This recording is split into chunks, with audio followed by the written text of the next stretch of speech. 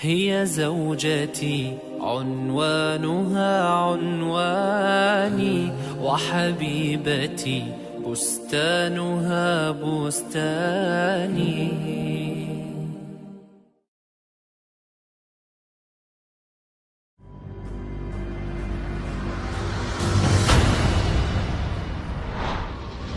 45% to 50% of marriages in the United States end with divorce, while the percent of divorce in Europe is about 35%. What are the reasons for divorce? Maybe the difference in opinions, the lack of psychological and emotional harmony, the harsh treatment from one side to the other. Many men lack the art of dealing with their ladies.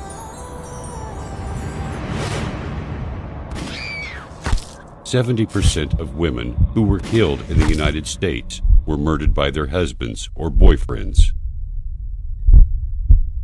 Before the messenger Muhammad, peace be upon him, was sent, the woman, the wife, was not really that much appreciated in different societies. Here, she was burned to death with her dead husband, and there she was locked in a grave.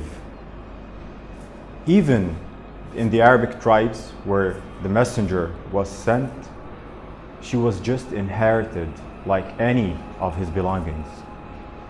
This is the society back then. This is how people used to think when the messenger Muhammad, peace be upon him, was sent.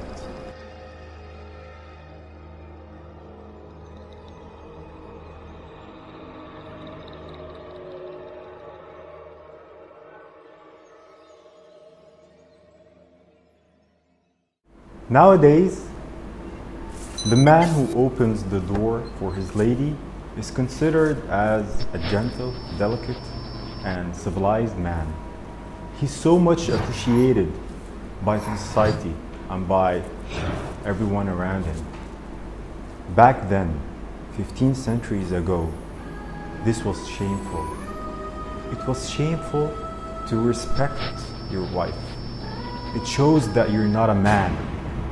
Back then, Prophet Muhammad, peace be upon him, used to lean down on the ground and put his knees for his wife to step on and get on the horse.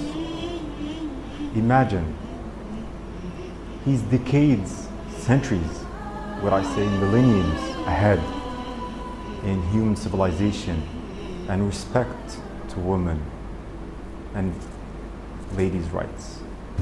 20% of pregnant women in the world are subject to violence from their husbands or relatives. 70% of them cannot run away because of their children or lack of income.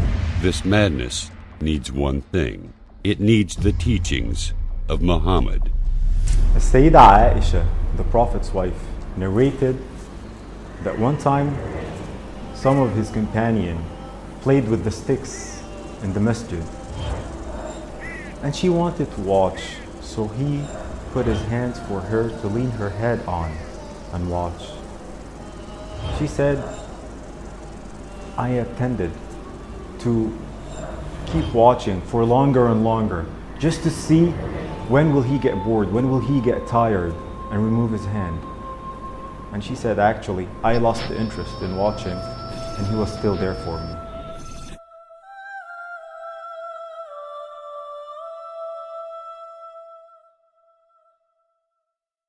Once there was a serious and critical situation where the companion of the Prophet, peace be upon him, literally did not obey him. And only because of the advice of his wife, the issue was resolved. So the Prophet, peace be upon him, was not just nice and gentle with his wife, he also respected her as an equal person. Prophet Muhammad said, anything you spend for the sake of Allah, you will get your reward for it, even if it was a morsel of bread you put in your wife's mouth. Prophet Muhammad, peace be upon him, said, in this world, woman and perfume have been made dear to me, and the dearest among all is salah, prayer. And his wife said that he never hit a woman with his hands. Prophet Muhammad, peace be upon him, said, act kindly towards women, and the Quran says, and live with them in kindness. For the Prophet Muhammad, peace be upon him, being a women's rights activist and defending the women's rights back then, this was not an addition to his message. This was something that actually made a lot of resistance between the Arabs back then. A lot of the Arabs refused to join this new message, this new religion, because it simply equals between the man and the woman. So although this slowed the spread of his message, although this, he still insisted on being himself, on delivering the full message from Allah. He still gave the women their rights because it's simply their rights in Islam. Even after Islam, when Umar ibn al-Khattab, a very respected companion of the Prophet, peace be upon him, he got angry on his wife because she answered him back. And he blamed her for answering him back. And she said, what's the problem? Even the wife of the Prophet, peace be upon him, answers him back. Why don't you accept? And this is how the whole society was tuned to respect the woman. The Quran addresses men about women and says, and do not make difficulties for them in order to take back part of what you gave them. And the Prophet says, you are obliged to support and provide them, your wives, with clothing kindly. The Prophet also says, of the dinar you spend in Allah's path, or to set a slave free, or as charity to the needy, or to support your family, the one yielding the greatest reward is that which you spent on your family. The Prophet Muhammad, peace be upon him, told his companion, teaching them, that the best among the believers is indeed the one with the best manners and the one who is most kind and gentle to his wife.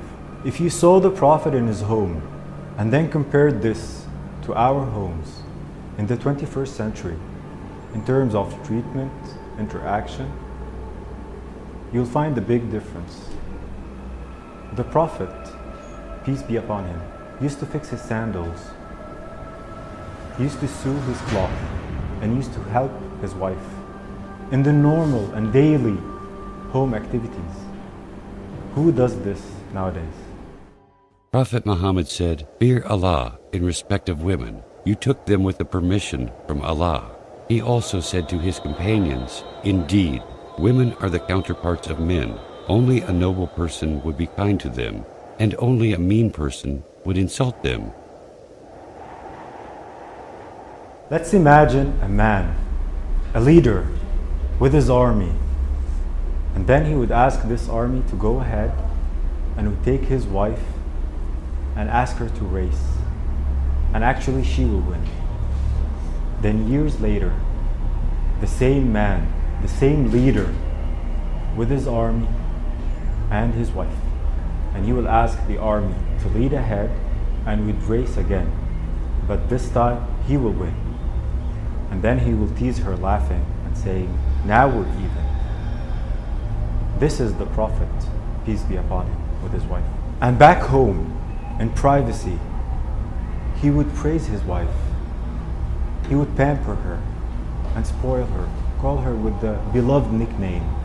And he would tell her how much she's pretty and her beautiful features. This is the Prophet, peace be upon him. Prophet Muhammad said, the best of you are those who behave best to their wives. One of the best orders given by Prophet Muhammad, peace be upon him, was to one of his companions. And this is not to enter the house at night, coming back from a long trip, without letting your wife know. This is just to give her a chance to take care of herself, comb her hair, and to see her in a way she wants to be seen in. And during the day, Prophet Muhammad, peace be upon him, would never enter the house before knocking the door and letting his wife know that he's entering.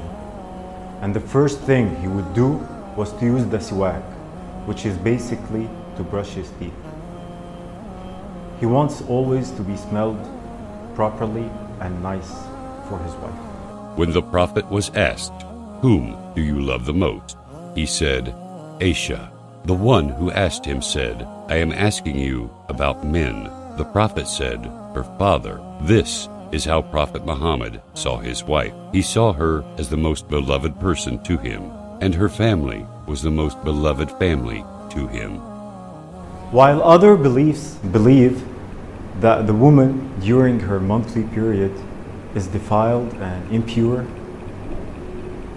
and that she also impures anything that she touches, and they used to build a tent outside of the main tent for her to live in during those few days.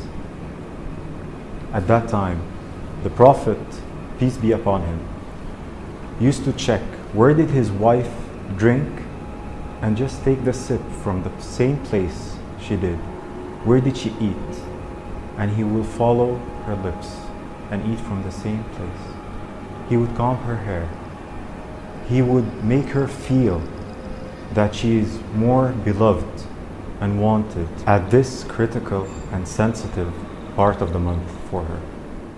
When the Prophet Muhammad was asked about the right of the wife, he said, "Feed her when you get food, give her clothes to wear when you wear clothes, refrain from abusing her, and do not separate from your wife, except within the house." Among all the teachings of the Prophet Muhammad, peace be upon him, before dying, he chose to stress on two things. One is the prayer, the main thing in Islam, and the other was the wife, the woman. He said, act to them kindly. These are the two main things Prophet Muhammad, peace be upon him, chose to stress on before dying. استوصوا بالنساء خيرا. هي زوجتي عنوانها عنواني وحبيبتي بستانها بستاني